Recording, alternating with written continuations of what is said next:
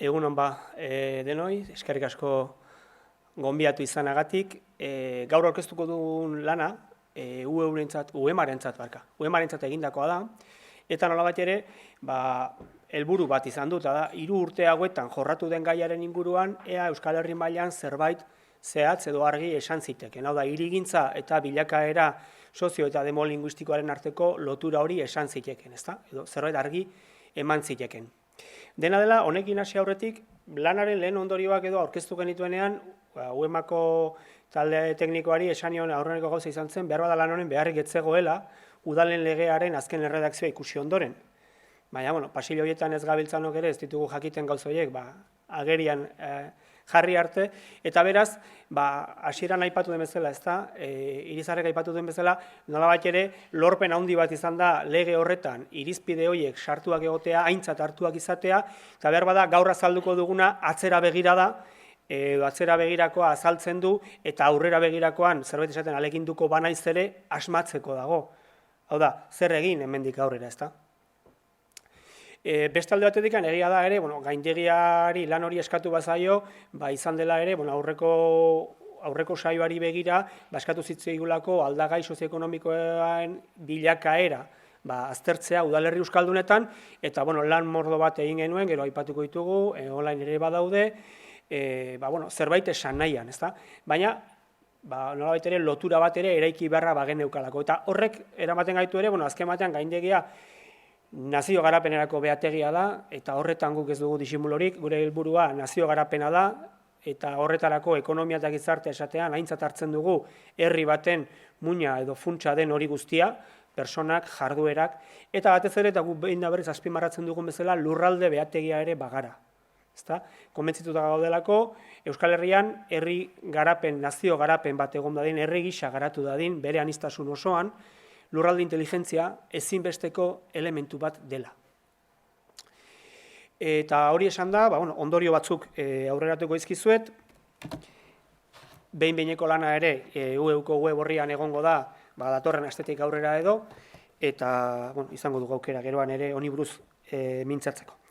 Beraz, gaitasunaren bilakaera izenburua jartzeak badu bere mamia, eta hain zuzen ere, gu hasi ginenean, genuzkan alde batetik, Iñaki Jorrebasok soziolinguistika klasterrarekin egindako azterlanan, Euskararen gaitasun indize orokorrak ze bilakaera izan zuen urte hauetan, horko emaitza bageneuzkan, eta bageneuzkan aldi berean aldagai sozioekonomikok izan zuten bilakaera. Eta hasi ginen, gu ziur geunden, hemen 3-4 aldagai uztartuz, joerak, patroiak oso garbi aterako zaizkigu. Eta ez zitzaizkigun atera. Eta hasieran 10-15 adierazleko multzo batekin uztartu nahi genuen, eta 234 gurutzatzen amaitu dugu udalerri bakoitzerako. Esan nahi dudana honekin da, nolabait ere, konplexutasunaren barruan, dirudiena baino konplexuago den errealitate horrek baduela berea. Eta horregatik gain zuzen ere jarri genion gaitasunaren bilakaera udalerri euskaldunetan non zer faktoreen itsasoan. Eta faktoreen itsasoan esatean, pentsatuko duzuenez, eta nolabait ere ezagutzen hauzuenak ere ibiliko ginela, eta aurreko jardunaldian aritu ginen, udalerriaren kokapena, bertako langile edo herritarren errenta maila, adintaldeak, hori guztia. Baina zerk determinatzen du urte hauetan Euskararen gaitasun indize orokorrak udalerri hauetan izan duen bilakaera. Zer determinatzen du? Esan aldaiteke zerbait argi eta garbi, ala bakoitza bere gisara joan da, ezta? Ikus dezagun,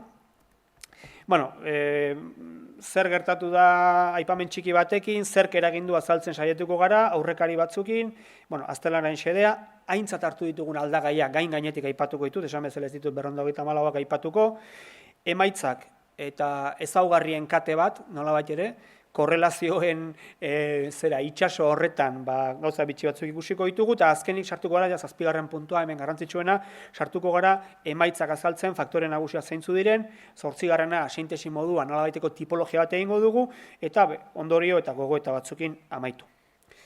Beraz, zer gertatu da? Eta hau atzera begira, hori, Iñaki Jorrebasok egindako lanark utzi zizkigun emaitzak.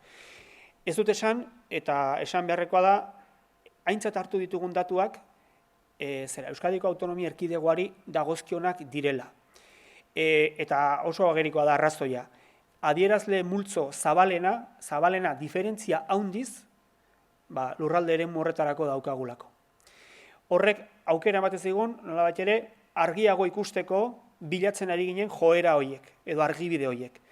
Nafarroa garaia sartu izan bagenu, aldagai batzuk izango genituzke, baina beste batzuk ez. Eta hartaka, bere garaian klasterrak egin bezala, guk ere adierazle horiek hartu ditugu eta gainontzekoekin uztartu. Beraz, hemen daukazue, indize orokorraren bilakaera zein den, eta ikusten duzuenez, ezkerretik eskubirako segida horretan, hortxe dugu, gaitasun indize orokorra, udalerri bakoitzarena, eta nolabait ere, hor ikusten dugu, nola indizearen jetxierak, lotura daukan, ageriko lotura daukan zerarekin, udalerriaren ezaugarriarekin. Udalerri euskaldunak daudela, hain zuzen ere, gehien galdu dutenen artean. Hau ezaguna zen, eta nolabait ere, fenomeno hori heldu nahi genion. Hau diot, argi usteko, gaur azalduko dudana, ez dela euskararen galera eta gainbera eta arazo guztien azalpena emango duen elementu bat. Baizik eta, zerk eragin duen udalerri euskaldunetako indize orokorraren bilakaera. Eta orduan, zerk eragin duen, aurrekari batzu baditugu, eta esan bezala, goratzen duzue, hor dituzue, UEMaren web horrian bertan jarriak ere, udalerri euskaldunakearen egoera eta bilakaera, eta beste alde batetik, guk egin genituen beste zenbait lan monografiko, enpresa demografiaz, etxe bizitza parkearen bilakaeraz, biztanleen jatorriaz, biztanleriaren irauteaz eta erakartzeaz, udalerri euskaldunen hizkuntz inguruneaz, ingurune espazialaz, eta biztanleriaren mugikortasunaz. Eta beraz, azterlanaren xedea, esan bezala, loturak aztertu eta kausak identifikatzea. Eta kausak identifikatzea esatean beti hitz larriak dira. Kausa, zergatik gauden mundu honetan eta zergatik guazen norabide batean eta ez bestean, bakoitzak bere ikuspegia izaten duelako, eta nolabait ere, guk ere ez genuke gaur emango ditugun azalpenekin beste inorena gutxietsi nahi, esan dudan bezala faktoren itsaso batean gabiltzalako. Eta beraz, txostenean ere esango dugun bezala, udalerri bakoitzari begira jarrita zuetako bakoitzak 11 ñabardura egingo dizkio, ñabardura guztiak ere ziur egiazkoak eta aintzat hartzekoak direla. Guk joera orokorraren bila jo dugu. Eta beraz, hori esan da, aintzat hartutako aldagaiak 234 dira, horien artean hizkuntzari lotutakoak, gaitasun indize orokorra, hiztunen hizkuntz gaitasuna, familia hizkuntza, etxeko hizkuntza, ama hizkuntza, udalerrien tamaina, demografia eta biztanleriaren ezaugarriak, distantzia geografikoak eta mugikortasuna, egitura ekonomikoa eta hirigintza jarduera. Ez sustatuko bakoitzean zer dagoen azaltzen, txostenaren askinetan ere ikusiko duzu. Beraz, aldagai horiek guztiak hartu, 234 orotara, eta elkarrekin gurutzatu ditugu, ikusteko ea zerbait korrelazioak zeintzuk izan zitezken. Eta korrelazio bila ibili zareten guztiok, dakizuenez, gauza harrigarri asko agertzen da. Eta korrelazioak gutxi dira, baina batzuk esanguratsuak. Eta esanguratsuen artean batzuk ekarri ditut, baina pentsatuko duzuenez, bitxiak ere gertatzen dira, eta beraz ez dute balio bilatzen ari garena bete-betean azaltzeko. Egin batean bai, baina ez bete-betean. Esate baterako, udalerriak zenbat eta handiagoak izan, euskara gaitasunari indize orokorraren galera txikiagoa izan da. Beraz, zenbat eta txikiagoak, galera handiagoa. Hori bagenekien. Horrek gero, badu bere ibilbidea. Etxe bizitza nagusien kopuruari eutsi dioten udalerriek, hau da, etxe bizitza kopurua handitu ez dutenek, eraiki ez dutenek, dola ala hazi edo eutsi diote euskara gaitasunari. Aldiz, etxe bizitza kopurua asko handitu dutenen kasuan, bai etxe berriak eginez, edo bai etxe hutsak esango dut, ustu direlako edo bigarren etxe bizitzak direlako. Ze kontzeptu hori administrazioak bigarren etxe bizitza baliatzen du bai etxe hutsa dela esateko edo bai bigarren etxea dela esateko, ez da udako etxea. Horietan, beraz, etxe bizitza nagusiak handitu edo bigarren etxe bizitzak handitu diren kasuetan, euskara indize orokorrak bera egin du. biztanleen zahartze maila murriztu duten udalerrietan, hor ere, pentsatzekoa denez, norbait iritsi delako gazteagoa, ezta, beraz, jetxi egin da tasa, hor ere euskara gaitasuna bera egin du. 30 eta 39 urte bitarteko biztanleen hazkunde handia gertatu den herrietan, euskararen gaitasun indizeak bera egin du. Eta 30-39 honi begira, ze joko asko eman diezaguke gogoeta honetan. Hego Euskal Herri barruan, jaiotako biztanleriaren proportzio handia hartu duten horiek, hain zuzen, horietan gertatu da euskararen indize orokorraren jaitsiera. Hemen ja sartzen gara, gauza bitxiagoetan, Espainiar estatuan jaiotako biztanleriaren presentzia txikia den, hau da, ez gara ari orain Hego Euskal Herrian jaioak, Hego Euskal Herritik kanpo eta Estatu Espainolan jaiotakoen presentzia txikia den lekuetan, alegia txikienetan, udalerri txikienetan, euskararen gaitasunak bera egin du. Beraz, korrelazioa hemen ikusten duzu zeinen bitxia den, ez du esan nahi euskaldun asko egoteak euskara jeistea ekarri duenik. Horregatik, korrelazioen mundu hau beti da, zentzu horretan, bere neurrian hartzekoa. Eta, Espainiar estatuan jaiotako biztanleriaren proportzio handia dagoen lekuetan gora egin du.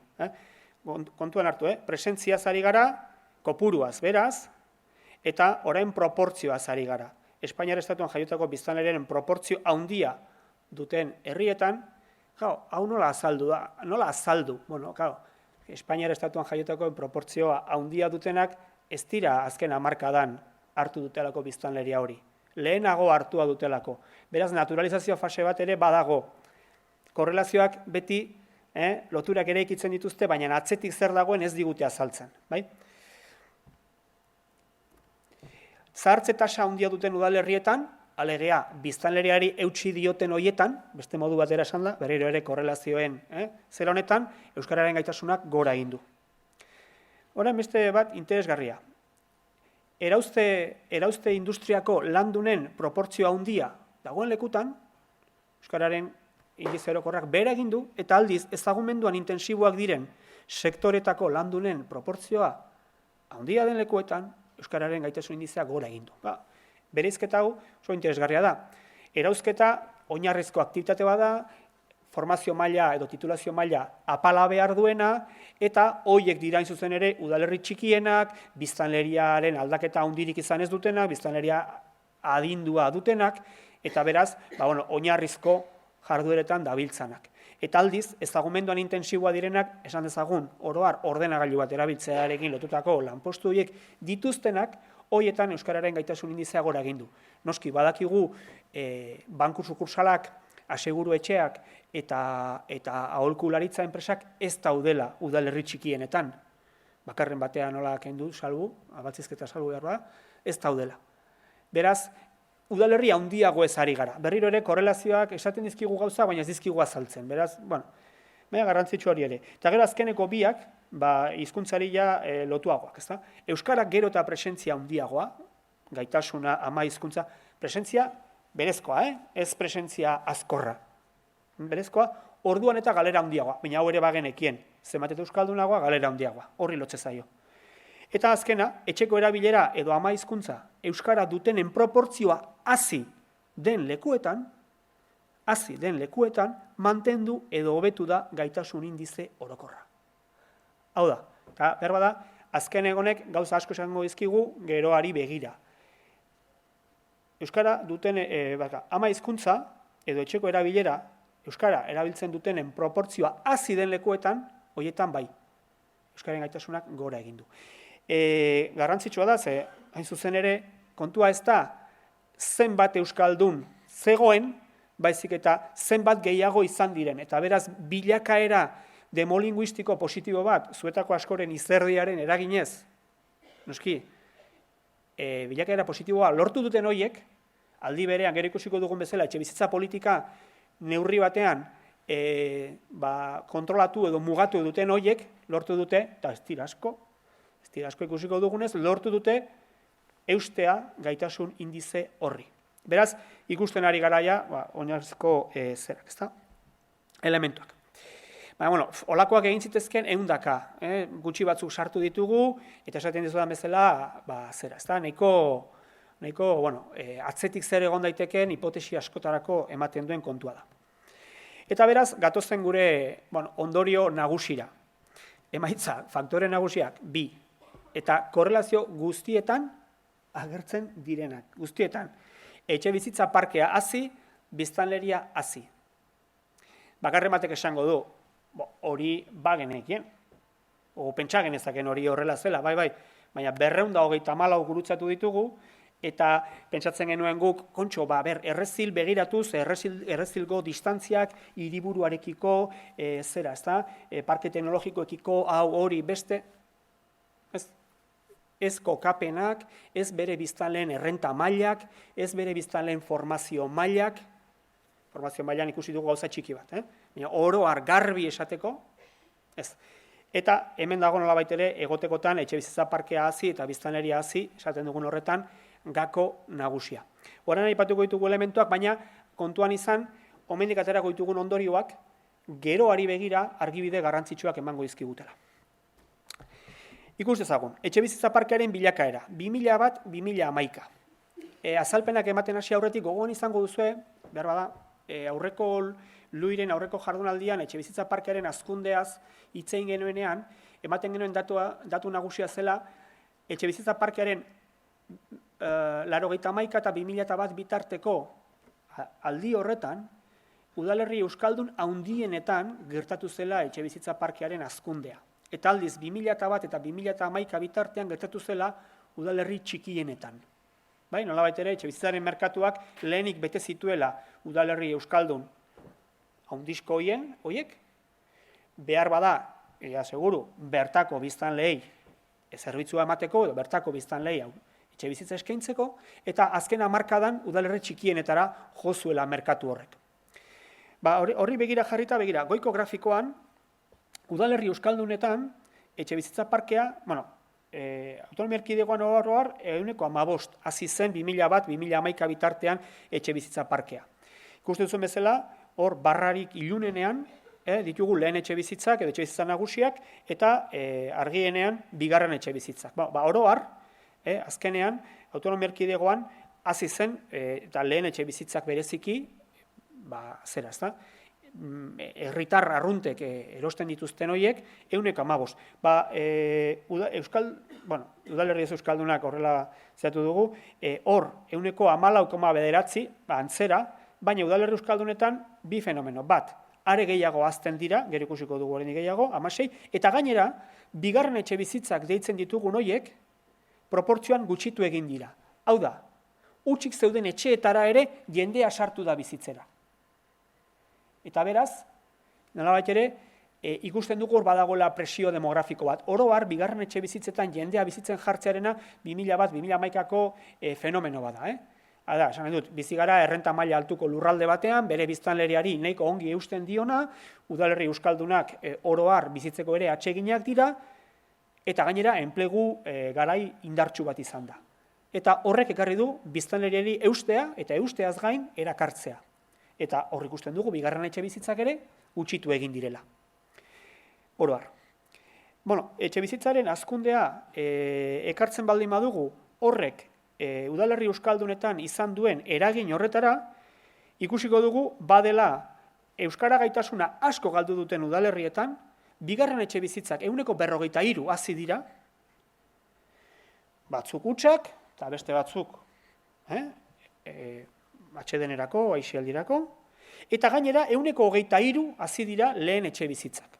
Beraz, hazkundeak gehien galdu duten udalerretan, hazkundeak maila guztien gainetik daude. Hori ez da gertatu, gainontzeko udalerri handiagoetan, eta are gutxiago euskaldunak ez diren udalerrietan. Beraz, udalerri euskaldunek bere kis ezaugarriengatik, berdin zait erakargarritasuna, lurra merkeagoa, ez dakiz zer, askoz ere hazkunde handiago izan dute, eta batez ere gehien galdu dutenak izugarri. Hazkunde izugarri bat, ez da? Euskara gaitasuna galdu dutenen artean ere badaude beste fenomeno batzuk, baina horietan ere hazkundea handia da, eta bataz bestekoaren gainetik, eta euskara mantendu edo gora egin dutenen artean, ikusten duzen bezala, 10% hazi da zera, 10% hazi da etxe bizitza kopurua, eta 8% gutxitu da bigarren etxe bizitzen proportzioa. Beraz, horrek esan nahi du, seguru aski, hoietan bertako populazioak hartu dituela bertako etxe horiek. Azkundea txikia delako. Orain ikusiko dugu bezala, biztanleriaren azkundea, kasu honetan, biztanleriaren azkundea EAE mailan 4,7 izan da, 2001-2011 aldian, udalerri euskaldunetan bikoitza hasi da, oro har, bataz beste. Bikoitza. Ja, datu hori oso esanguratsua da. Etxe bizitzanena esanguratsua zen bezala, hau ere oso da. Eta, udalerri euskaldunak ez direnetan, bataz bestekoaren inguruan beti, 100%. Ongi. Hori, hazkunde hori ekarriko bagenu euskararen gaitasun indize orokorrak izan duen bilakaerara, ikusiko genuke asko galdu duten udalerrietan 112 hasi dela biztanleria. 112. Autonomia erkidegoko hazkundearen halako 3. Eta, eta nolabait ere mantendu edo hortxe ibili direnen artean, 107, eta gaitasuna galera izan dutenen artean 107. Beraz, gaitasun galera garrantzitsua edo handienetako izan dutenen artean, ikusten duzu, bai etxe bizitza kopuruaren hazkundea, bai biztanleriarena, neurri guztien gainetik daudela. Eta beraz, horrek segidan hainbat ondorio ekarri ditu. Korrelazioena gogoratzen duzu esan dituguna gogora eta bera, horren guztiaren atzean dago. Hauzia da, zer den lehenago eta zer den beranduago. Hain zuzen ere, hamarkada bakoitzak biztanleria mota desberdin bat izan duelako, hamarkada bakoitzak kontestu bai estatus aldetik, bai ekonomia aldetik, bai kultura esatean, bere zabaltasunean, bizitzeko ohiturari lotutako joerak izan ditu, eta 2011 bitartekoa badakigu zer nolakoa izan den, baina gero azpimarratu. Segidan zer etorri da? Esate baterako, 30 eta 54 urte bitarteko biztanlereen hazkundea. Hazkunde nabarmena, pentsatzekoa zenez. 0 eta 14 urte bitarteko biztanleria edo aurrindiziaren hazkundea, hori ere, pentsatzekoa zen. Udalerrian lan egin eta bizi den jendearen hazkunde bat. Udalerri berean lan egin eta bizi. Alegia, bestea beste, sartzen dira, nolabait ere, bikote klasikoa, zeinetan emazteak, industriari lotutako kasuetan, esate baterako, etxean lan egiten duen, senarrak lantokian lan egiten duen bitartean, eta lakoak.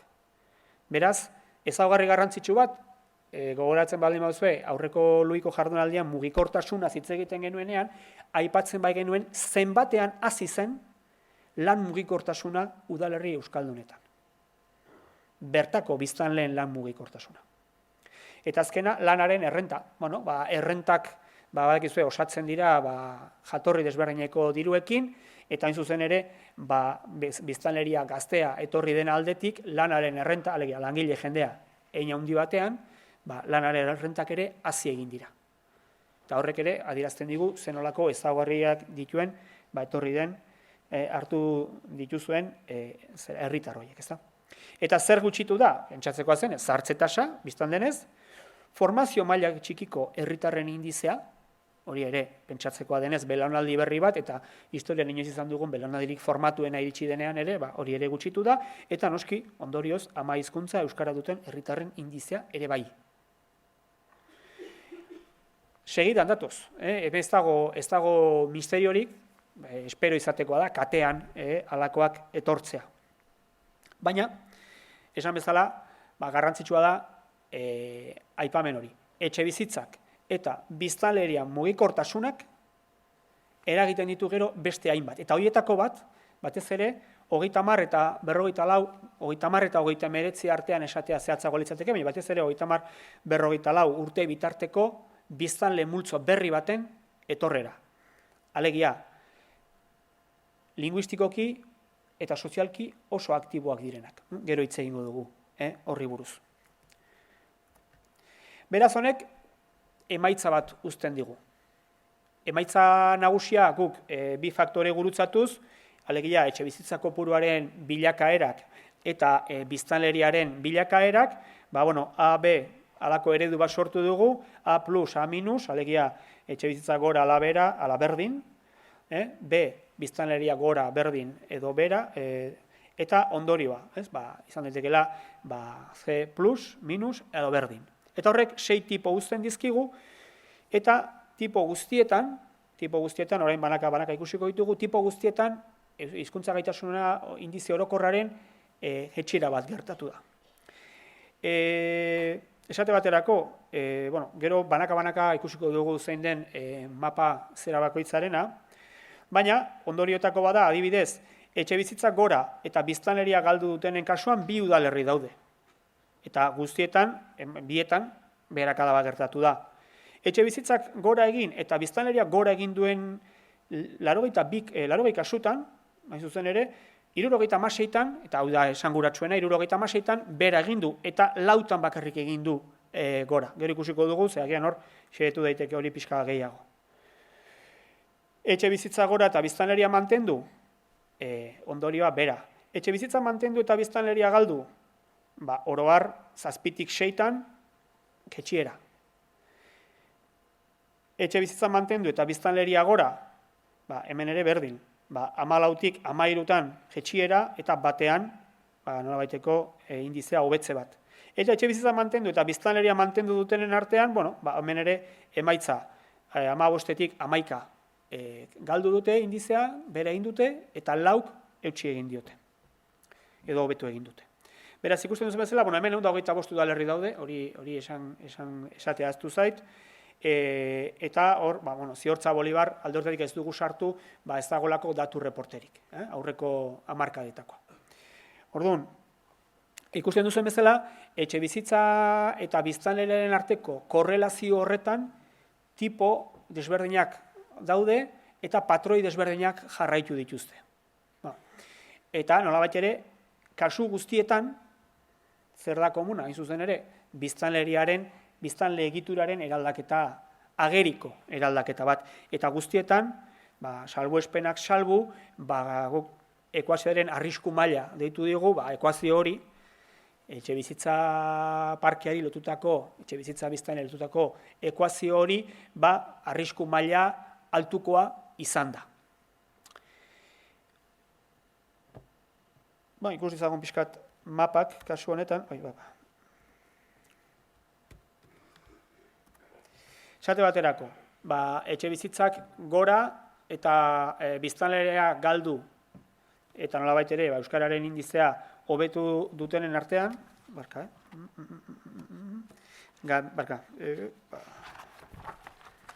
da azkat buruz ikasita, ekuazio guztien emaitzak, nolabait ere, galera izan dutenak, bai biztanleria galdu arren, eta etxebizitza kopurua hazita, Etxebarria eta Beizama. Kasuak biak txikiak eta nahi baldin mauzue geografikoki nahiko isolatuak. Hemen ekuaziorik handiena, nolabait ere, etxebizitzak eta biztanleak gora egin duten kasuetan, horietatik, ikusten duzen bezala Lemoizgatik, Aibarrangelu, Muru eta Izpaster, Mutriku, Mendaro, oroar, 76 kasutan, indize orokorrak bera egin du, eta 4 kasutan, behar bada hemen egon daiteke elementu interesantea, gogoetarako, eztabaidarako, korrelazioen salsa horretan kateak aurkitzeko, Orozko, Lazkao, Gaztelu eta Astigarraga. Horietan gora egin du. Bakoitzak bere ezaugarriak izan ditzake, ez dakit, ausartu gontzetek aldetzera, Astigarraga Euskal Hiztunen gordeleku bihurtu da Donostiaren metropolizazio honetan, belaunaldi berriak, babes ofizialeko etxe ugari ereiki den aldetik, ez dakit. Hori ja, Astigarrakoak zaretenok esan beharko duzue, eta berbada hor faktore gehiago gurutzatu beharko genituzke. Beste batean, etxebizitza gora eta biztanleak mantendu. Hor ere, jaitsiera, 7tik 7tan. Eta, horiek bereziak dira, alde horretatik, ez dakit, mundaka, bakigu hori, egin batean lotu egon daitekela, Bilboren eragin, metropolizazio eraginari, Morga, Nabarniz, Markina, Oñati eta Albiztur. Eta hauetan, hain zuzen ere, askoz ere zera, geografia txikiagoan, biztanleak mantentziak esan nahi du, galdu bezain beste jaso dutela. Ez dutela jaso galdu dutena baino gehiago. eta beraz nahiko egoera egonkorra. Eta behar bada hor, etxe bizitza politika kasu batzutan mugatua izan da edo baldintzatua izan da. Ez dakit, mundaka alde bat zera utzita, gainerakoak ez dira gune metropolitar oso indartsutan eta erakargarritan dauden udalerriak. Etxe bizitza mantendu eta biztanleria galdu. Eta hoien artean, 7tik 6 gertatu da galera, ezta? Galera, Elantxobe, Forua, Ondarrua, Bergara eta Amezketa. Eta egia da, hemen egokitu zaidalako aste honetan datu batzu begiratzea, udalerri hauetan begiratu behar da, azkundea bakoitzean, azkunderik izan den aurreko hamarkadan, ala ez den. Esate baterako egokitu zaidalako, ezagutzen dudan aldetik, Bergarak izan zuen, 2000ko 80ko hamarkada horretan azkunde bat, eta Amezketak ere orduan izan zuen. 2001-etik 2011 bitartean, ez da apenas azkunderik izan, eta hor dugun nolabait ere biztanleriaren etxe bizitzak mantentzearen ezaugarri hori. Aurretik eraiki zituztelako.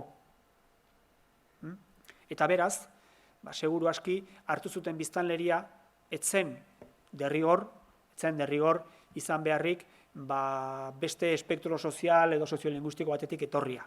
Hori, esan bezala, kasuz kasu aztertu behar da, etxebizitzaren merkatua ez delako komuna udalerri guztietan, udalerri bakoitzak bere beharrak eta bere tensioak dituelako, eta orduan begiratu beharko genuke banaka-banaka. Eta, nolabait ere, bere egoera hobetu duena Atxondo. Baina, Atxondok ere, ikusten duzuen bezala, nolabait ere, etxebizitza parkeari eutsi egin dio, eta biztanleak galdu ditu. Alegia, zaharra joan zaizkio, eta ez du berririk hartu. Beraz, bere ohiko biztanleriari eutsi dio. Etxe bizitzak mantendu eta biztanleria gora egin duen kasutan, hemen ere ulertzen da, etxe bizitzak mantendu badituzte eta biztanleria gora egin badu, joan hiztun zaharrenak galdu dituztela eta aldi berean batzuk hartu, baina neurrian, etxe bizitza parkea hasi ezpada nekez hartuko dituzte asko, ezta? Eta hoien artean ere, galera elementu badago, etorrera kasu guztietan badago. Kasu guztietan dago hiztun berrien etorrera. Eta hemen ditugu, ikusten duzu bezala, mendebaldetik ekialdera, baina Arrieta, Gamitz, Gamizfika, Ereño, Mendata, Izurtza, Leintz Gatzaga, Azpeiti, Gabiri, Zarautz, Belauntza eta Lizartza. Eta, nolabait ere, bakoitzak bere ezaugarriak, Zarautz eta Lizartza noski ez dira errealitate bera, baina fenomeno hori horregon da, etxe bizitza parkeari eutsi egin diote, edo hazkundea gertatu bada beste hamarkada batean gertatu da.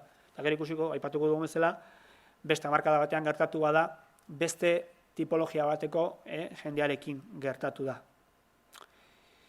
Esate baterako, Zarautzen kasua bitxia da alde horretatik. Zarautz eta Hondarribian, ikusiko dugu bezala, zein zuzen ere, Hondarribia da hobetu duen bakarra zera honetan, hazkunde garaia 80koa izan zuten, geroztik ez du esan nahi ez direnek handitu, baina ordukoa dute hazkundea, eta hazkunde horrek hein handi batean erantzuten zion, esan dezagun, bertako premia bati. Gogoratu, hazkunde demografikoa udalerri guztietan, Hego Euskal Herrian, 70ko hamarkadaren bueltan jaiotako belaunaldi horrena dela, eta beraz tensio habitazionala edo etxe bizitza premiak orduan jo zuela goia, eta nolabait ere hor bazegoela asetzeko premia bat, beraz bertako biztanleak hartu zituztela, eta nolabait ere alde horretatik Hondarribiak hori ez da, esan bezala, biztanleria gora egin du, baina azken hamarkada honetan eutsi egin dio etxe bizitza kopuruari, eta beraz, bigarren etxe bizitza hoiek, lehen etxe bizitza izatera pasadiren hoiek bertako herritarrentzat eta oro har beraz bertako hiztunentzat izan dira. Hemen mugimendu demografiko txikiagoa izan da. Ez du esan nahi egon ez denik. Esan nahi duena da txikiagoa izan dela, ezta? Gainera, Hondarribitarrek ez dakit baden hemen, baina aurreko lui jardunaldietan izan genuen halako elkarrizketa bat Twitter bitartez, errenta segregazioak udalerrietan nola gertatu diren azken urtetan, eta horrek euskaran zen eragin izan duen eta ez duen, eta nolabait ere zuzendu behar du nire iritzia, zen nik nolabait ere azpimarratzen nuen, hain zuzen ere, errenta segregazio horrek ere ekarri zuela segregazio linguistiko bat, eta nolabait ere, hain zuzen ere, Hondarribiari zegokionez aurre ikusten nuen beste eszenario bat, ezta? Eta ez dela gertatu. Beraz, zuzentzen dut nik esandakoa, gaizki esana, eta hain zuzen ere hemen agerian geratzen da, ezta? Baina esan bezala, oso garrantzitsua da hemen etxe bizitza parkea noiz eraiki den, noiz jo duen kolperik handiena, ikusteko zein belaunalditako jendea hartzezakeen.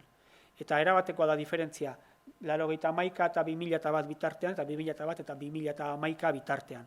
Eta oro har udalerri gehienak, udalerri euskaldun gehienak, udalerri txikiak izan da, ikusten dugu, 2001 eta 2011 bitarteko aldi horretan, nozitu dutela etxe bizitza parkearen hazkunde hori.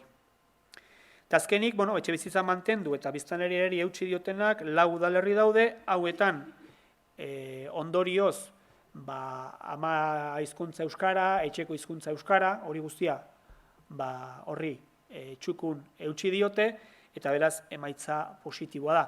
Bereziki ez delako aldaketarik egon egitura soziodemografiko horretan. Eta hau esan da, ez bedi uler esaten ari garenik hazkundea txarra denik edo ona denik. Besterik ez 2001 eta 2011 bitarteko bilakaera horrek udalerrien euskararen indize orokorrarekin izan duen harremana da nolabait ere azaleratzen saiatu garena.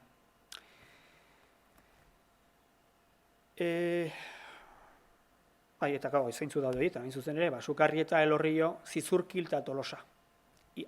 Hobetu dutenen artean, eta galdu dutenen artean, Bermio, Lekitxo, Aulesti, Deba, Errezil, Bilagona, Ibarra, Zaldibita, Zerain. Eta hemen, begira daiteke, baina, Errezil eta Bilagona ez dira egoera bera, nahi baduzue Errezil eta Deba izan litezke, isolamendu puntua daukatelako, Aulesti ere sar daiteke horretan, zakitez, hemen gogo eta egin daiteke, eta uztartu daiteke etxe bizitza parkearen eta hiztun herriaren bilakaera hori, uztar daiteke beste osagai batzuk. Baina horreia, herriz-herri joatea eskatzen du. Hori esan da, ondorioak, ama hizkuntza euskara eta etxean euskara darabiltenen proportzioa jetxi egin da, nagusiki erdal hiztunen presentzia azkorraren eraginez. Eta hori agerikoa den zerbait, esan beharra dago.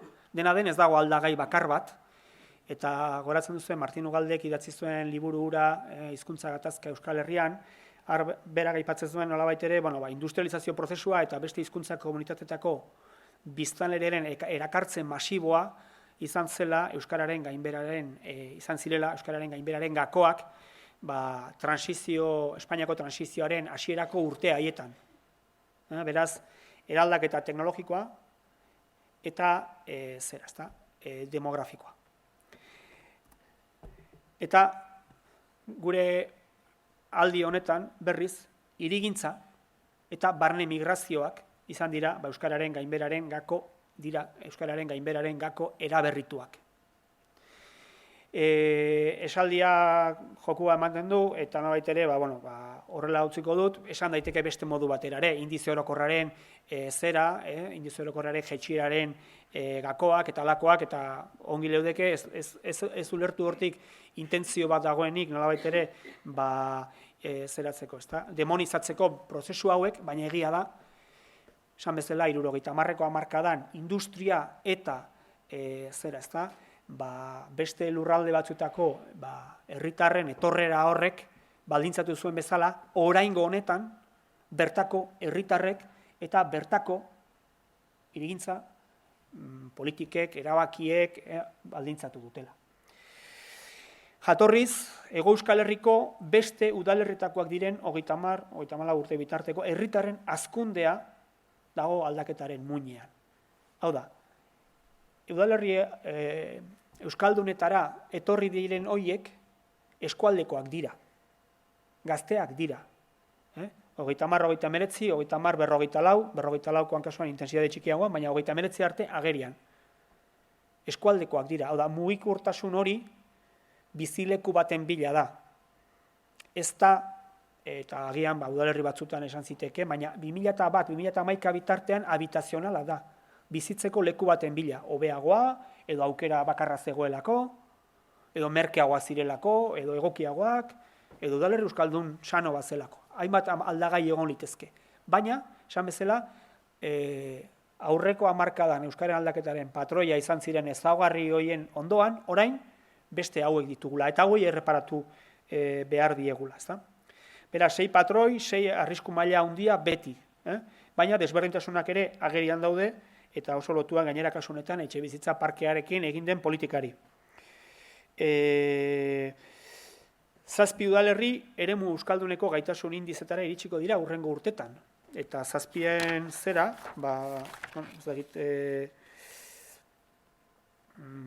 Urnieta, Bakio, Eskoriatza, Lemoa, Ordizia, Bedia edo Elgoibar, esate baterako, urte gutxian, euskararen gaitasun indize hauetara etorriko dira, beraz, batetik getxiera bat egon den bezala, bestetik ere, hazkunde bat egonda, eta beraz, udalerri euskaldunen espektro hau, bere galera eta irabazierekin ere esan ezagun, zabaltzen ari dela, beraz, datu hori, datu positiboen artean sartu beharko genuke, eta gero, guretzako ondorio garrantzitsuena da, gainbehera eragin duten faktoreak bere horretan jarraituko dutela.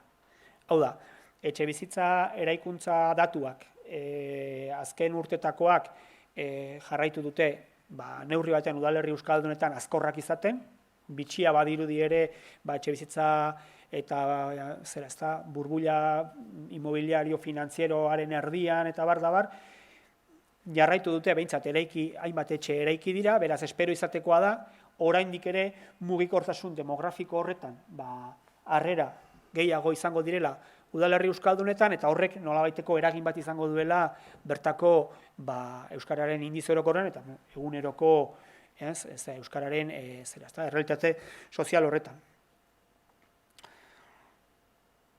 Hori esan da, ez dakit denboraz nola noan ere, nik gogo eta mailan, eta lizentzia moduan hartuta, uste dut oso aintzat hartzekoa dela aldaketa handiak bizi ditugula. Eta azken 50 urteotan, batez ere, euskararen historian gertatu diren aldaketarik handienak bizitu ditugu. Eredu produktibo baten sorrera, oso lotu hasiera batean industria gordin bati, gainera udalerri euskaldunetik oso hurbil, ibaia antxe zegoelako, eredu produktibo bat, era berean ere, transizio aldi batean, estatus berrien eraikuntza, ez bakarrik estatus linguistikoarena, baita instituzioak, antolatzeko eta lan egiteko modu berriak, hazkunde urbanistikoak, eta besteak beste metropolizazioa. Metropolizazioa esatean, esan nahi dut, azkenean, Bilbon bizi eta Bilbon lan egin eta Mungian bizitzea ohiko zerbait bihurtu dela eta antzera Donostia aldearekin. Beraz, aldaketa guztietan ez dut sakonduko, baina ulertzen duzen bezala aldaketa ekonomiko, sozialak, organizazionalak, euskararen historiak ez du sekulan olakorik ezagutu. Beraz, UEMako teknikariok datuak guztiz baikorrak ez badira ere, nik esango nuke gertatu dena urte hauetan sakon aztertuko bagenu eta ikuspegi antropologiko batetik aztertuko bagenu izugarria izan dela, eta beraz hori, behintzat euskaltzalean aldetik oso presente izan behar dugula. Eta esaten ari naizen hau, oso aintzat hartzekoa dela iruditzen zait. Gauzak baloratzerakoan. Gero, elkarri leporatuko diogu, batek zer egin duen, eta bestek zer ez duen egin, eta zer egin zitekeen hobeto. Egia da. Baina, hizkuntz herri bat, hiztun herri bat, egituratzen duten aldagaiak nola aldatu diren ikusi, eta nola bat ere horren aurrean, euskararen hiztun herriak izan duena, eustea, eta hainbat lekutan, udalerri euskaldunetatik kanpo gora egitea, eta udalerri euskaldunetan behar bada eustea, ez da gutxi izan. Eta honekin, gero esango dudanaren ez dut konsolamendurik jarri nahi. Aipatzekoa da, guzti honetan, udalen behar ekonomiko eta presio urbanistikoa. Eta presio urbanistikoa, batzuek ongi dakizu hemen, izugarria izan da urte hauetan. eta udalerrien behar ekonomikoak, udalerrien finantza eredua, udalen legea zerbaitegatik etorri da orain, eta zerbaitegatik finantziazio eredua izan da istilu nagusia. Udalerriek menpekotasun ekonomiko bat izan dute, eta aurkitu dute etxe bizitzak eraikitzen, nolabait ere, behin-behineko diru sarrera bat. Eta hori oso presente izan behar dugu.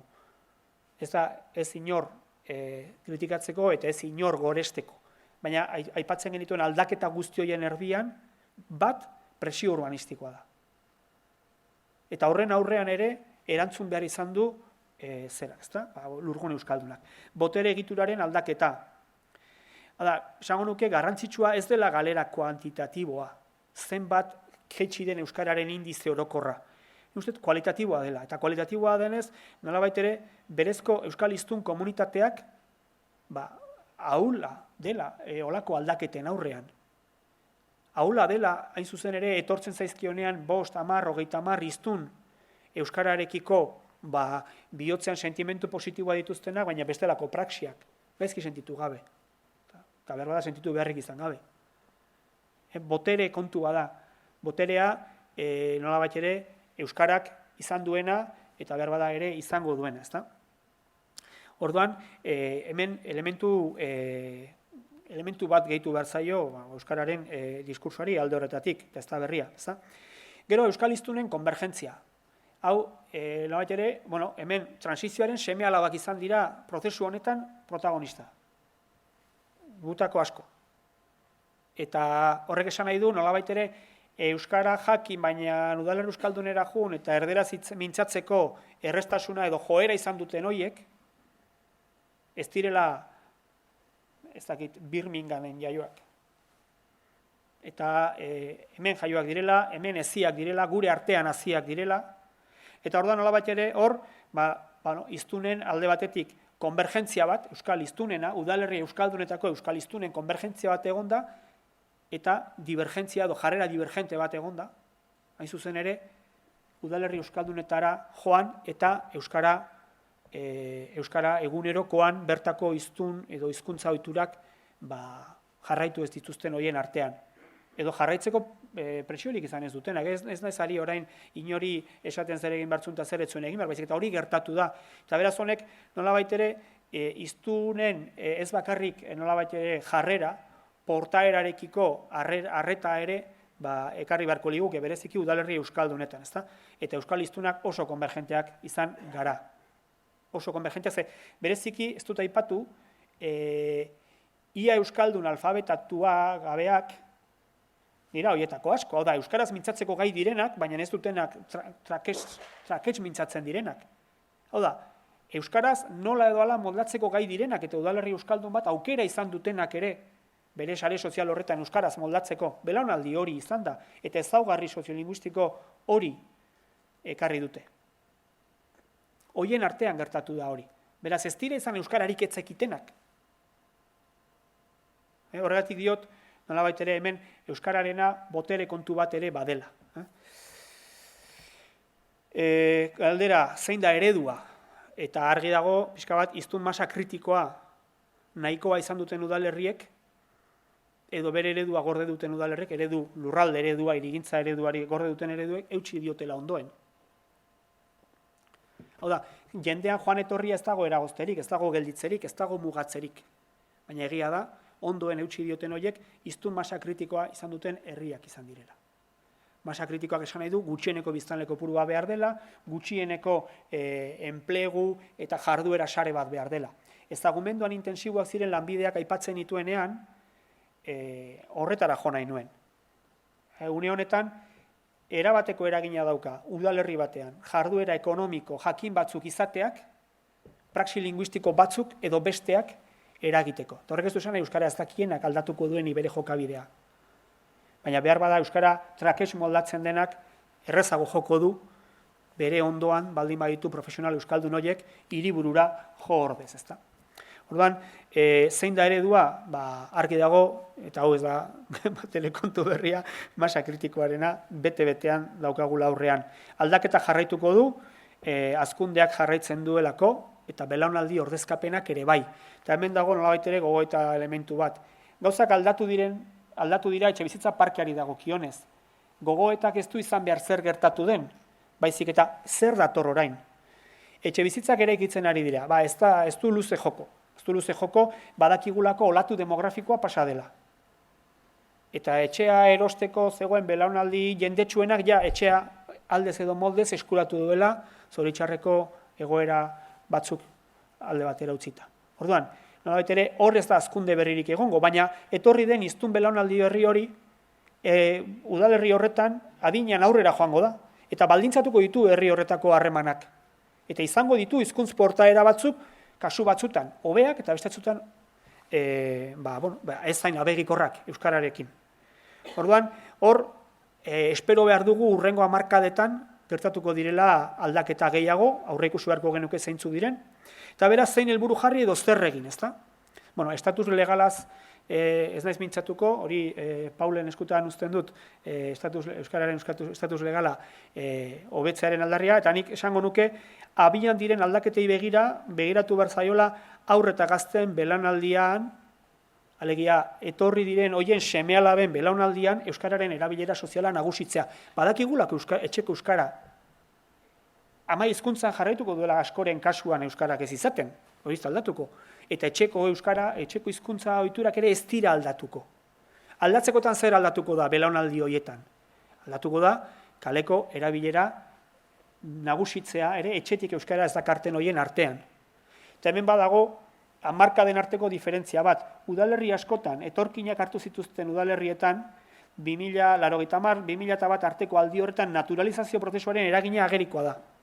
Euskaldundu egin ziren haien seme-alabak, egin batean. Eta orain berriro ere erronka bera daukagu, konfiantza izan dezakegu edo eragin egin dezakegu, eta hor badago lan bat egiteko, ezta? Boterea berreskuratu, esan dezagun kasua, ezta? Bigarrena, harrera prozesuetan, aurrekoan ere izitzen genuen honetan, harrera prozesuetan hizkuntza portaeran eragiteko estrategiak eta baliabideak diseinatu, frogatu, ebaluatu egin behar dira, asmatu egin behar da, sortu egin behar da. Ezta? Zer egin behar da desberdin, zerbait lortzeko, behar bada hemen badago erronka bat, ez? Zer egin behar dugu beste era batera, hain zuzen ere, portaera hoietan baliabideak diseinatu egin beharko dira. Eta hemen antropologoek zer esan handia dute, psikologoek ere bai. Nola jokatu, hain zuzen ere, kasu zehatz hoiei begira. Eta kasu hauek ez dira Gasteizkoak, zer esan behar dugu Gasteizko euskaldun, euskara ikasten ari den bati euskaldun izateko gogoa, grina izan dezan eta aurrera egin zanez, hemen bestelako kontestu batean gaude.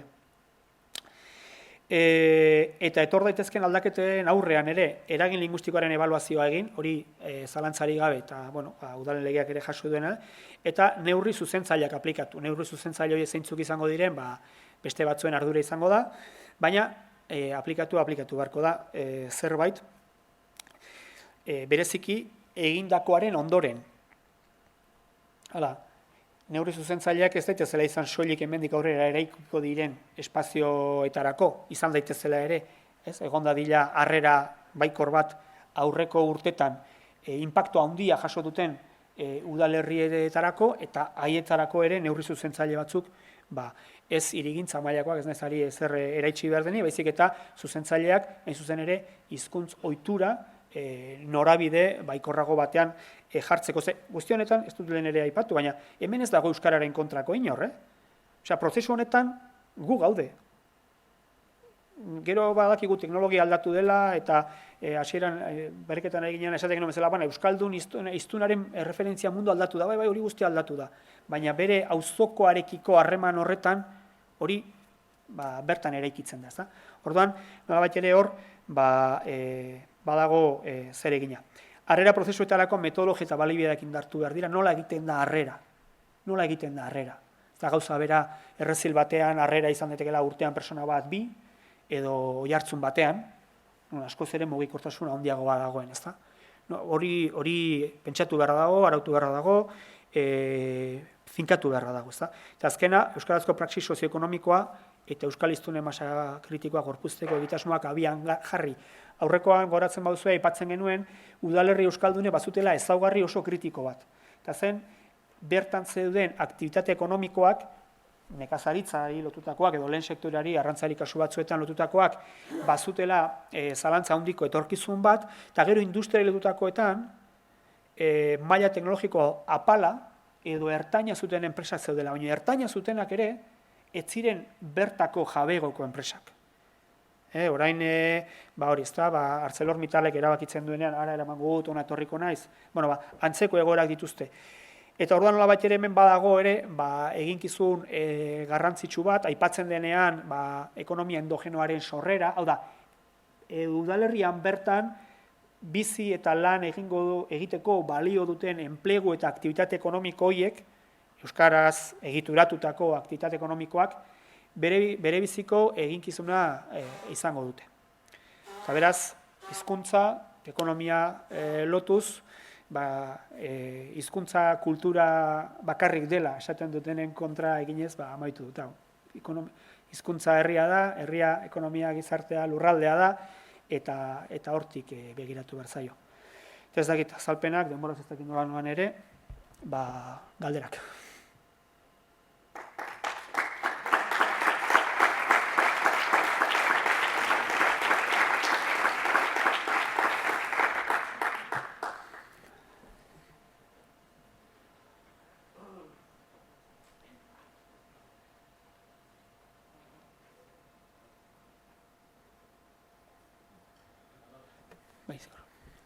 Jarrera konvergenteen kontu hori berriz azaltzea nahi ez dut ondo jarrera konvergentea, divergenteak aipatzezuna, pertsonena. Hor, badago, Emili Boix izeneko ikerlari bat, aspaldi utzita dauzkanik soziolinguistika eta hizkuntzaren antropologia lotutako kontuak, zoritxarrez. Emili Boixek, gizon hori orain osasun arazo larri batzukin dabil, zakit bizi den, baina Emili Boixek liburu bat egin zuen Kataluniari buruz. Triar nuestra ir. Hau da, azaldu nahi zuen nola transizioan gizarteratutako katalan gazteek, asko eta asko etorkinen seme alabak, katalanez eskolatuak eta katalan estandar egokian mintzatzeko gai zirenak, bere egunerokoan oso barneratuta zuten, hizkuntza bat noiz erabili eta bestean noiz erabili, eta gainera ez zutela traizio sentimenturik. Hau da, katalanismoaren baitan, joera berri bat gorpuzten ari zela, batez ere etorkinen espazio informaletan. Hau da, neurtu zutenean, zer transizioa hasi da, lortu dugu belaunaldi berri bat katalantzea. Eta belaunaldi berri horrek zer? Gehitu ala gutxitu. Eta, horrein bat azterlan egin ziren, elkarren artean ere ziren oso ados jartzen, baina Emili Boixek, bakizu elkarrizketak eginez, hainbat gazte elkarrizketatu zituen, eta haien diskursoa aztertu zuen. Etorkinen seme alabak ziren, eta ez ziren inundik ere espainol sentitzen. Aldagai nagusia zen, hemen bizi naiz, gustora bizi naiz, katalanez ongi mintzatzen naiz, enplegua lortu behar badut, katalanez mintzatuko naiz, katalanik estelentenean ere, baina, hori amaitzen denean, nire lagunekin, dabar, ez da, geroztikan Xabier Bila gure artean izan dugunak, azterketa bera egin zuen eskolan. Eta aztertu zuen nola aldatzen zen hizkuntza portaera ikasgelatik atxeden aldira.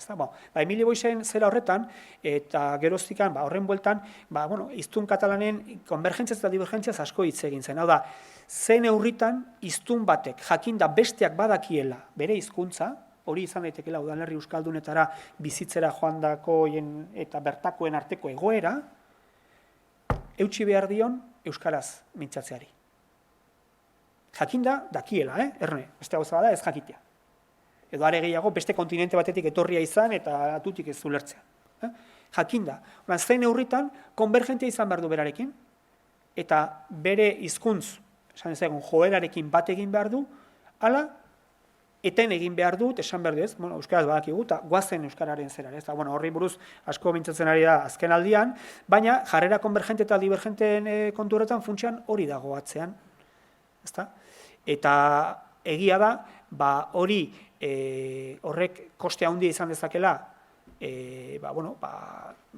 inguru erdaldunetan, baina egia da, eta orain udalerri euskaldunez soilik ari gara, hemen bestelakoa dela egoera. Ari garela, elkar ezagutzen duten bi personen kontestuaz. Gero pribatutasuna edo individualitatea gure gizartean, horri buruz asko hitz egin dezakegu, baina udalerri euskaldunetan badugu Katalunian transizio hasieran bizi zuten egoeraren antzeko eszenario bat, bagian ere mereziko luke reskatatzea han egin ziren hainbat lan asko egin ziren horren inguruan, eta ikusi hor nola eragin, baina egia da,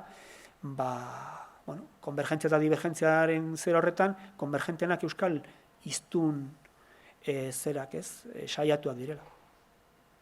Saiatuak edo, kezki esan dut, euskal hiztun ohikoan euskaraz mintzo direla.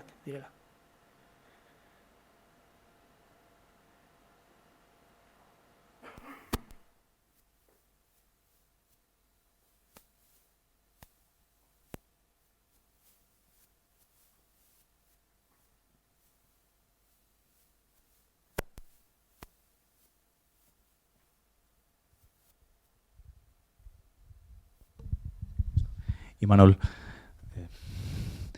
esan dezu olatu demografikoa pasa egin dela. Gelditu naiz esaldi horrekin, beste zenbait esaldirekin batera. Aurreikusi daiteke, ez dakit, behar bada Ipar Euskal Herrian gertatzen ari den fenomeno hori, ustutze fenomeno hori, etorkizun gertu batean ere gertatu daitekela hemendik? Ipar Euskal Herrian bi gauza gertatzen ari dira. Barnealdea ustutzen, eta kostaldea azten bizkor. Etxebizitza berriak eraikitzeko lizentziek krisi finantzieroaren erdian ere gora jarraitu dute Ipar Euskal Herrian, inbertsio eremu bat izan da. Eta jarraitzen du izaten, eta azterlan berezi bat egin genuen eurohiriaren baitan, eta jarraitzen dute biztanleak hartzen kostaldean. Eta biztanle horiek ez dira barnealdekoak. Frantziako beste lurraldetatik etorritakoak dira, argitaratuta dago gainera txostena hori Gipuzkoako datuak izeneko web orrian, eta hor iparraldean, Ipar Euskal Herrian beraz, bi prozesu ditugu. Euskal hiztun naturalen espazioak nolabait ere zahartzen eta ustutzen doaz, eta askotan ere jende berriarekin osatzen, baina hor badago euskararen berreskurapenan aldeko gogo berritu bat, eta gero dago kostaldea. Eta kostaldean, biztanlerian neurriz gain azten ari da, etxebizitza kopurua, eta ia kostatik, lehen 10 kilometroa baino, 20-30 kilometrora edatuta dago urbanizazio guztia. Beraz, hori hor daukagu. Hori hegoaldean ikusiko dugun ala ez. Patroi desberdinak diren aldetik, hau da, iparraldea atxeden leku bihurtu den aldetik zerarentzat, Frantziako erretretadun askorentzat, pentsatzekoa da urrengo urtetan, iparraldea jarraituko duela. Gure kasuan ez da ala. Eta izatekotan ere, hor dugu Bilbo edo Bilbo inguruko udalerri haundi batzuk, hor dugu Donostia, eta behar bada, esango nukenik, hiriburuek eramango dutela, hartzekotan hiriburuek hartuko dutela, presio hori gehien bat. Beraz, zer gertatuko da udalerri euskaldunetan? Ikustekoa dago zein den joera demografikoa, ikusteko zein diren patroi ekonomikoak, baina pentsatzekoa da behintzat, orain hazkunde bat bizi duten udalerri horietan, egonkortu egingo dela. Biztanleria, ez dutela biztanleria gehiago hartuko, besteak beste, zahartzearekin ere, etxebizitza asko, azpimarratzen dut hori, utxik geratuko delako. Nire sortzen zaidan zalantza, harrera kontuak alde batera, da ustuko den etxebizitza parke horretan, nolabait ere, ze nolako etxebizitza politika egin behar den, esate baterako, patroi sozial berriak udalerrian bertan gordetzeko. Bikote bereiztuak, esate baterako. Orduan, nor bere bizitza egin behar du, eta askotan udalerri txikiegia gertatzen da, egia da. Baina, beste alde batetik, tamaina batetik gora, etxebizitzaren orain arte ezagutu dugun erabilera hori, aldatuko den aldetik, ustuko diren etxebizitza horiek, eta bere politikak lagunduko ote dute, bertako biztanleei eusten. Hori galdera garrantzitsu bat da, behar bada Luiren urrengo aldi baterako. Eta horrekin batera gero patroi sozioekonomikoa dago, hau da, etxebizitzen prezioak izango duen bilakaerarekin, bertako herritarrek erosi ahal izango dituzten, ala ez. Eta hor, etxe bizitzen estandarrak diferenteak diren aldetik, diferenteak esan denean, batzuk izan ditezke luxu gehiagokoak edo gutxiagokoak, arretaz zaindu beharko da, ahal den neurrian behintzat, herrian geratu ez dadin, bertan bizi nahi eta etxerik aurkitzen ez duten herritarrak.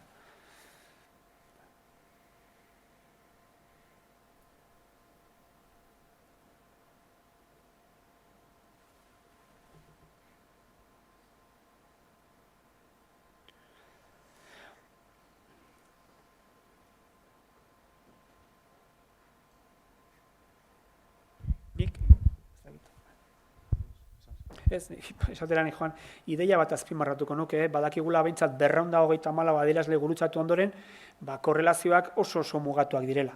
Eta hori ez da gutxi, ze gu bi besterik aurkitu ez genituenean, neurri batean ere lerre egin genuen, eta momentu baten etxi ere egin genuen, pentsatzen genuelako askoz ere zera mamitxoagoak aterako zirela, baina bigarren darrak dira, bigarren mailakoak dira.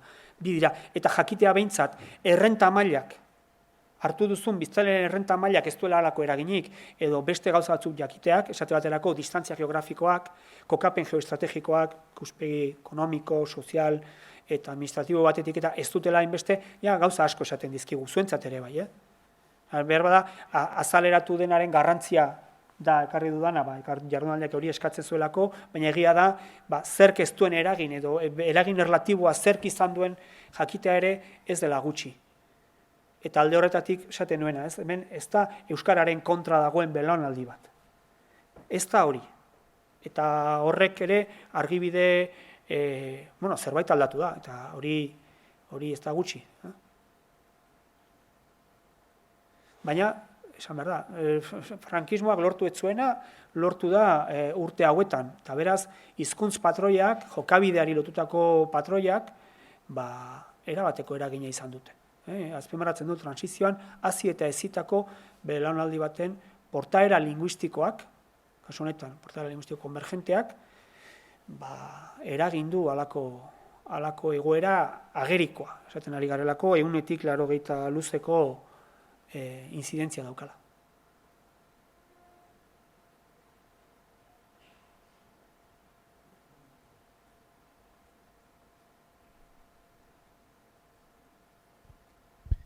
Alderaren bat gehiago.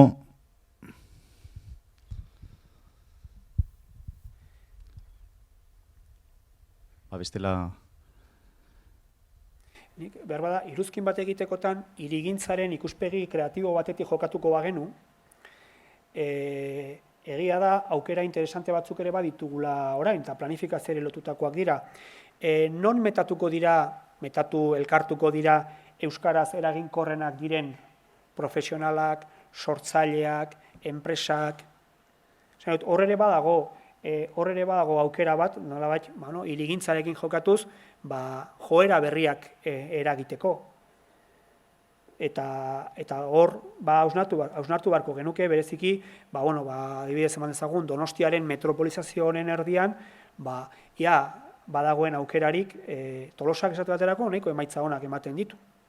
Tolosak, dituen ezaugarri guztiengatik. Eta orduan, horrek eman bergo gintuzke pentsatzera, esate baterako, ia sortu behar diren, ez dakit ez, jarduera ekonomikoei lotutako guneetan, hizkuntze plan bereziak, horrekin batera ere talentoa erakarri esaten den horretan, talentoa erakartzeko joerak, euskaraz diharduten talentudun ezari naiz, eta bar. Eta azpimarratzen dut, hain zuzen ere, Ipar Euskal Herrian gerota jabetuago daudelako, barnealdean bereziki, sustatu duten lurralde ereduari eta aktibitate agroekologia deitzen duten, joeraren barruan, talentoa erakartzen hasi direla. Eta ohartu dira, eta arrotasunez diote, guri jendea etorri egite zaigu, handik eta hemendik eta hemendik. Eta gainera, ze jende ona, agronomoak, albaitariak, ustiapen bat abian jartzeko gogoz daudenak, behintzat urte hauetan hori ezagutu dute, ezta? Eta gainera, euskaraz ikasteko jarrerarekin hau da, ni lurraldea honatara nator, eta bere balio guztiak nere egiten ditut. Orduan hor badago urrengo urtei begira, pixka bat, euskararen euskararen erabilera eta jarduerei lotutako bide bat urratzeko. Nik uste neurri batean baduela lotura hirigintzarekin bereziki espazioak eman behar zaizkiolako. Espazio, ez da derrigor etxebizitza izan berrek. Bai, guantxe, Imanolek esan duen honen aritik, ezautu honetik Gipuzkoako herri txiki baten proiektu bat, ez da gero gauzatzera iritsi zen, baina zan, etxebizitza sustapen baten, formulak aurreikusita zeuden, sorkuntzarekin edo balio erantzi altuko telelanekin zer ikusia zuten, hau da, coworkingerako espaziotxoak edo bilera gelak edo despatxu formako zerbait partekatuak edo denara, etxe bizitzen sototan edo bebarrutan, ezta? Eta hori nik uste, badaula hor, bide bat oso interesgarri ditiko, hain zuzen ere, jende tipo bat erakartzeko olako promozioetara, eta hor hizkuntza irizpideak txertatuta. Esan dut, azkenean, lehentasuna emanez sortzaile jakin batzui, eta horrek nik uste emango lukela lehen esan dudan oso garrantzitsua iruditzen zen, garapen sozioekonomiko norbait bertakoa ez kanpotik etorritako horri. Behar bada hor, elementu garrantzitsua dago, garapen sozioekonomikoa guk ezagutu dugu bezala azken 100 urtetan, bereziki bailara euskaldunenetan, alegia enpresa handi, inbertsio handiak papergintza eman dezagun, ezta? Edo metalgintzari lotutako hainbat jarduera, Tolosaldea, gainezka edo kimikei lotutakoak. Horiek amaitu dira, esan dut, legez ez dagoelako ibaira isurtzerik, hainbat gauza, eta amaitu dira. Galdera da, zein da udalerri euskaldunetarako eta bereziki oso hiriburuei lotutakoak ez diren horientzat, gehienak, alegia, patroi sozioekonomikoa. Zeri jarraitu behar dut, egia da hor elementu endogenoak bere biziko garrantzia izango duela. Hau da, zer dakizu egiten, espezializazio inteligentea ere esaten ari da, ez, gero eta gehiago aipatzen dute urrengo hamarkadan, bintzat Gipuzkoako bailaretan eta sustatu beharko den jarduera ekonomikoari lotuta, hor badago elementu bat oso aintzat hartzekoa. Hau da, jarduera, sustatzen diren jarduerak, zure baitan lotzen dituzun herritarrak edo erakartzen dituzun herritarrak zein neurritan erakartzen dituzun koherentzia, lurraldeari lotutako koherentzia handiko aktibidadeetara, eta hildo horrek indar hartuko duen aldetikan erreparatu behar zaio hizkuntz irizpideari. Beraz, hirigintzatik haratago, eragin linguistikoaren ebaluazioa ere ekarri beharko litzake egin batean ere aktibitate ekonomikoetara. Inork ez dio ez esango enpresa bat iriki nahi duenari, hori garbi daukate, baina bai hor badagoela hori, ezta, uztardura hori bilatu beharra, espazioa eta aktibitatearen arteko espazioan uztardura berri bat.